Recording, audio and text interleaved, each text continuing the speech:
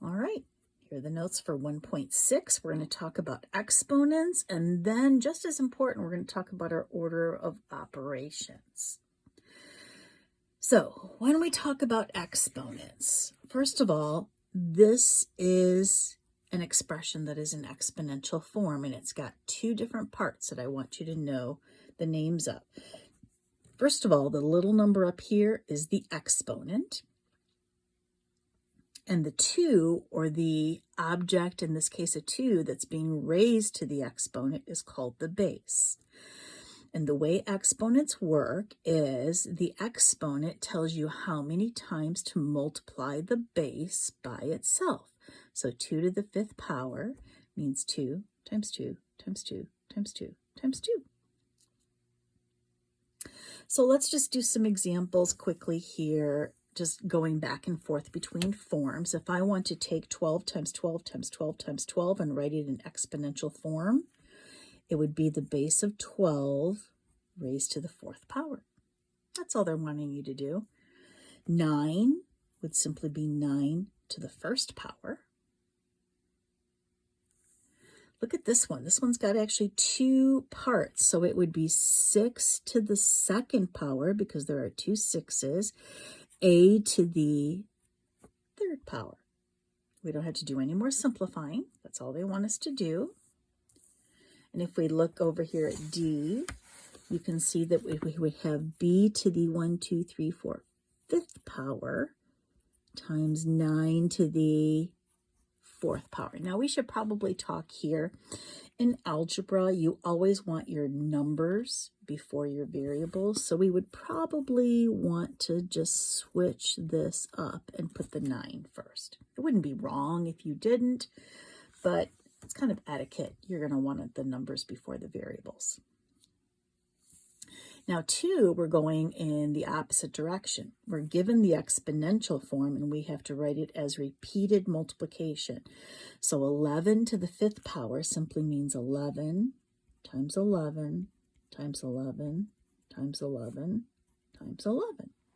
11 multiplied by itself 5 times.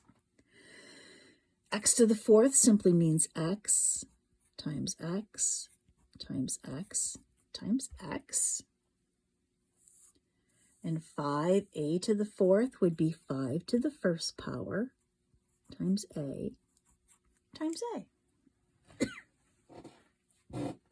Now for number 3, they want us to actually evaluate. In other words, find the answer. So 9 times 9. 9 squared really means 9 times 9. They want us to go ahead and write down the fact that 9 times 9 is 81. 5 to the 4th power means 5 times 5 times 5 times 5. So we've got some multiplication to do. I'm going to kind of group them and do 5 times 5 there is 25. Times 5 times 5 there is 25. And if you multiply 5 or 25 times 25, and you can do the work, but I happen to know that that is 625. 2 to the 7th power. So that means we're going to multiply 2 by itself 7 times. So I'm going to write that out. 1, 2, 3, 4, 5, 6, 7. So why don't we just start at the left and go? So 2 times 2 is 4. 4 times 2 is 8. Times 2 is 16. Times this 2 is 32. Times 2 is 64. Times the final 2 would be 128. 10 to the 6th power means we want to multiply 10 by itself 6 times.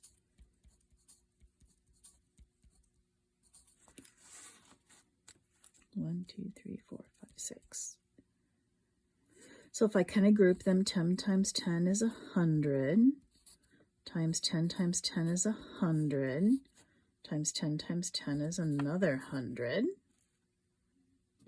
And if I want to multiply these together, you might remember that the shortcut is you just multiply the numbers 1 times 1 times 1, which is 1.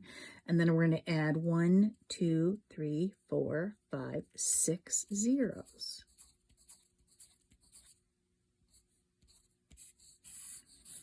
You can kind of see if you look at the original problem that 10 to the 6th would just be a 1 with 6 zeros.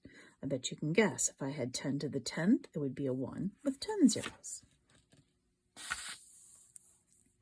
Evaluate. Remember, this is plug and chug. And there's actually two problems here. The first one, I want you to evaluate where a is equal to 2.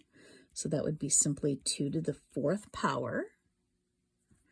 Well, we know that that's 2 multiplied by itself 4 times. So 2 times 2 is 4. Times 2 is 8, and 8 times 2 is 16. The second one, I want you to plug in a 4 for a, so that would be 4 to the 4th power, which means I'm going to multiply 4 by itself 4 times. I'm going to do a little bit of grouping for this one, so 4 times 4 is 16. And this 4 times 4 is also 16. So I just need to multiply 16 times 16. Let's do it the old-fashioned way. 6 times 6 is 36. Carry my 3. 6 times 1 is 6. Plus 3 is 9. I need a placeholder. 1 times 6 is 6. And 1 times 1 is 1. Add these two rows together. We're going to get 6.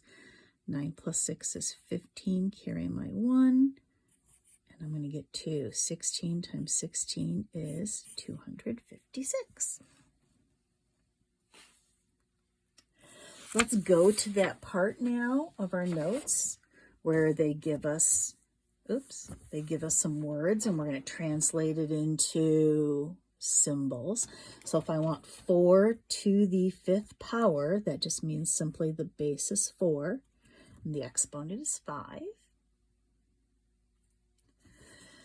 X squared. So what you want to know here is that square means to the 2nd power. That's what to square something means. So this would be just simply x to the 2nd power, or x squared. Cubed means to raise something to the 3rd power. So this would simply be r to the 3rd power. So squared means to the 2nd, cubed means to the 3rd power. All right, our last concept that we're going to cover right here is our order of operations. Now, I'm going to actually flip this paper over because I want to remind you, you may have learned in another course, or maybe you remember from high school, order of operations as please excuse my dear Aunt Sally. Please excuse my dear Aunt Sally. And you might remember that the P stood for parentheses. The E stood for exponents. M stood for multiply. D stood for divide. A stood for add, and S stood for subtract. Now, here's the problem with, some people call it PEMDAS. When people use this, they tend to take it very literally, and it's not to be taken in a literal sense. Here's where I'm talking about. If you look at this literally, it means that you would first do all multiplications and then you would do all divisions. That is not true. The way you do multiplication is you do it all in one step in order from left to right. So if you have a division problem that comes before a multiplication problem, you do that division problem. Same thing happens with addition and subtraction. You do them all in the same step in order from left to right. So if the addition happens to come before subtraction, you do that. But if the subtraction comes before addition, you would do that first. Because this is a little ambiguous and some people use it incorrectly, that is why in this course we're going to try to think of it as GEMS. It's our new order of operations. So the G stands for grouping symbols, and you might remember P in PEMDAS stood for parentheses, but there are many different types of things that can be in place of parentheses. So this G for grouping symbols takes them all into account. So it's not only parentheses, it's also brackets. It can also be braces. That's those kind of the set things. And actually a division bar is also a grouping symbol. It groups the top together separately from the bottom. In GEMS, the E stands for exponent, so that's the same. The M stands for multiply and divide in order from left to right. And the S stands for subtract or add. And again, that's in order from left to right. So let's go ahead and let's use GEMS and let's do these 4 problems. So for the first one, there are no grouping symbols, so we don't have to worry about that. The next thing is E, exponents. There is an exponent, so we're going to go ahead and do that. 4 plus 3 squared is 3 times 3, which is 9. You should show your steps. So now there's no multiplication or division, so I don't have to worry about that. So my last S means subtract or add in order from left to right. So if I start on the left, I can see that the first thing I come to is an addition problem. I'm going to go ahead and do that. 4 plus 9 is 13. So it now becomes 13 minus 2. That's all we have left, and 13 minus 2 is going to be 11. If we look at B, there are no grouping symbols. There are exponents. So the first thing we're going to do is the 10 squared. So this is going to be 2 times 10 squared means 10 times 10, and 10 times 10 is 100.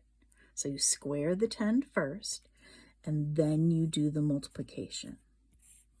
If you do not follow your order of operations, for example here, if you were to multiply these first and then square that, you're going to get 400. Totally different answer and incorrect. So C is our first one that has grouping symbols. So here's some grouping symbols. They happen to be parentheses. So we're going to do the inside of the parentheses first. And of course, within the parentheses, we still follow our order of operations. So we would do our exponents before we add. So 5 squared is 5 times 5, or 25. Now we're going to finish off our grouping symbols. And we would have 3 plus 2 times 25 plus 3 is 28. Okay, so grouping symbols are done. There are no exponents now, so we don't have to worry about that. Now we do multiplication or division in order from left to right. So like right here, the first thing we come to is an addition. We do not do that. The next thing we come to is multiplication. We go ahead and we do that. So this would be 3 plus 2 times 28 is 56. Now all the multiplication is done, as well as the division. So we're just going to do all addition and subtraction in order from left to right. So the first thing I come to is addition. I'm going to go ahead and do it. 3 plus 56 is 59. And then we'll finish off to get an answer of 58. All right, our last problem here that we're going to do. So notice how I have in here, because the book does, he puts the top and the bottom in parentheses, but I want to also make sure that you understand that even if those parentheses weren't there, you would do it in exactly the same way, because this is a grouping symbol right here. It groups the top together separately from the bottom. So let's go ahead and let's work on the top. So the first thing I come to is subtraction, and then I come to division. Well, what comes first? The division comes first. So that would be 12 minus, and 6 divided by 2 is 3. I'm not going to work on the bottom quite yet. Now I can go ahead and finish off the top. It's just a subtraction problem. 12 minus 3 is 9. Now that my top is simplified, now I can go ahead and do the bottom, and I would get 9 over 8 minus 5 is 3. Now look, this is a division bar. Fraction bar means the same thing as division. So if I do this problem, it would be 9 divided by 3, which is 3. And that would be our final answer.